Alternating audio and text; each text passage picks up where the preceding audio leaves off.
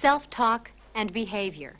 These are the components of the PSB model for self-management. To effectively manage the tension and stress of your job, and to fully enjoy the rewards and challenges of the modern workplace, it's helpful to learn something about why you feel the way you do when you experience a difficult situation. And as we all know, how you feel affects the way you perform on the job or in your daily life. Whether you work face-to-face with your customers or over the phone, there are times when you may think that customers cause you to experience stress and tension. But I'd like to suggest that people and events, the things that happen in your life, don't cause you to feel the way you feel. Let's look at one feeling we've all experienced: anger. What makes you angry? What makes me angry? People who don't listen. I get angry when my checkbook won't balance. Inconsiderate drivers.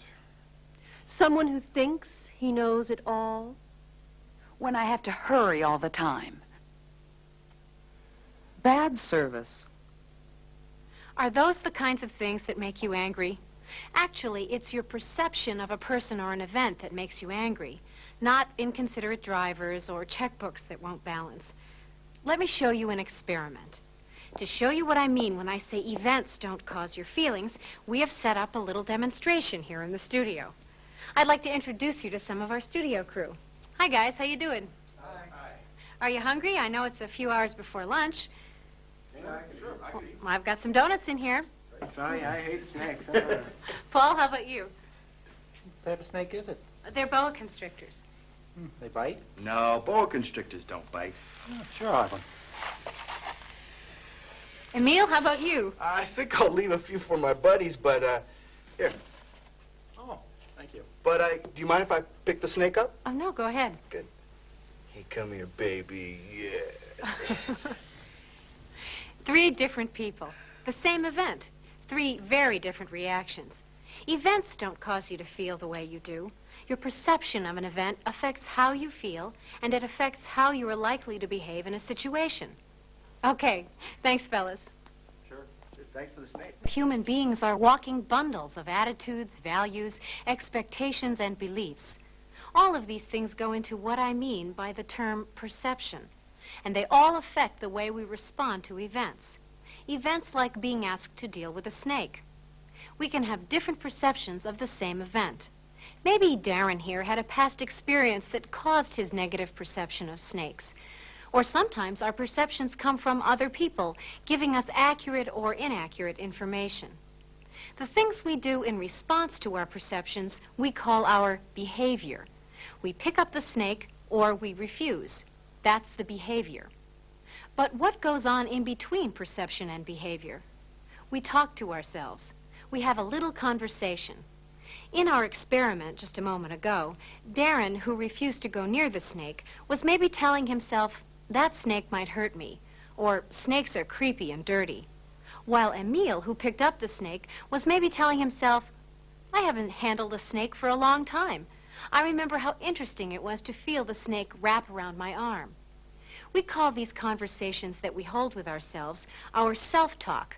And our self-talk can affect how we behave.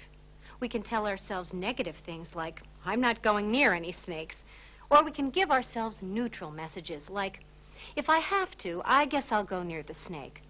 Or we can tell ourselves positive things like, "Great, a snake. I hope they ask me to pick it up." So our self-talk, the things we tell ourselves, can affect our behavior. And guess what? It also affects our perceptions. And this means we can change our perceptions. Right at this moment, Darren might be telling himself, "That didn't look so bad. Nobody got hurt. Maybe next time I'll try it." And his perception of snakes is changing. The point is this.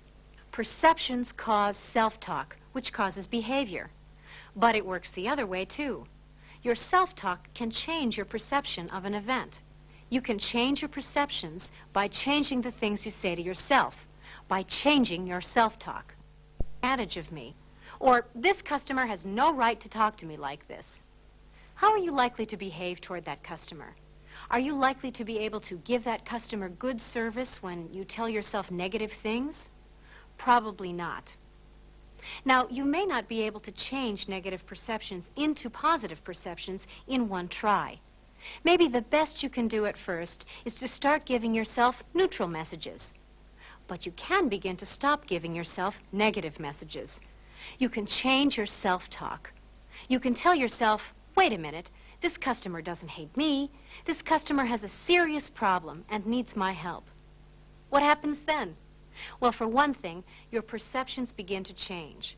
Upset customers will no longer seem so difficult or threatening, and your behavior will change. You'll be much more likely to solve the customer's problem if you change your perceptions by changing the things you say to yourself, by changing your self-talk.